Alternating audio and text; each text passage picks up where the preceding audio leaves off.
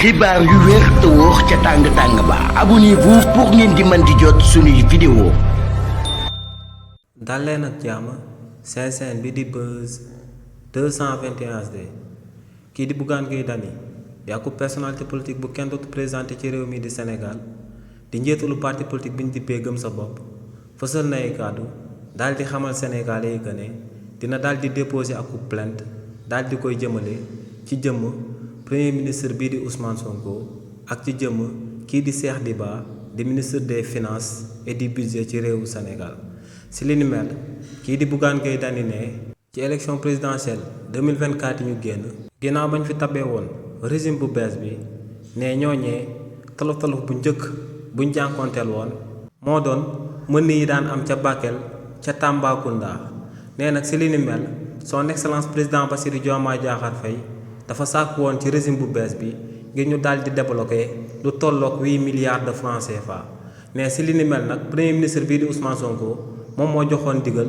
kii di Cheikh Diba di ministre des finances et du budget ci réewu Sénégal ngir mu daal di débloquer 8 milliards de francs CFA yooyee ngir ñu daal di taxawu waa population bu Tambacounda plus précisément waa Bakel waaye ne lu leer ba am moom mooy que ne 8 milliards yooyee ñu débloqué woon ñu ne dañ koo daal di dimbalee population bu Bakel ne ci inondation yooyu di daan am ci réewu Sénégal en 2024 ne lu leer ba am moom mooy que ne état bi taxawul woon waa Bakel nu mu leen waroon a taxaw waaye tamit ne ci inondation yu daal di amaat ren ne waa état bi taxawuñu waa Bakel comme ni ñu leen war a taxawoowaat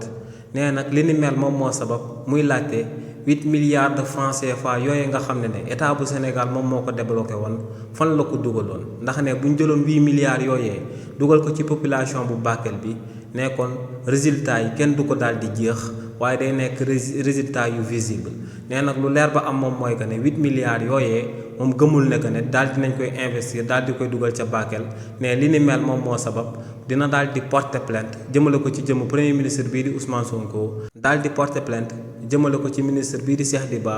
di ministre des finances et du budget bu daal di nekk ci réewu Sénégal bu ko defee ñooñee daal di andi ay leeral jëmale ko ci 8 milliards de francs CFA yoo xam ne Sénégalais yëpp ñoom ñoo ko daal di bokk te ñu daal di koy jëfandikoo si li nga xam ne benn Sénégalais gisul résultat bi.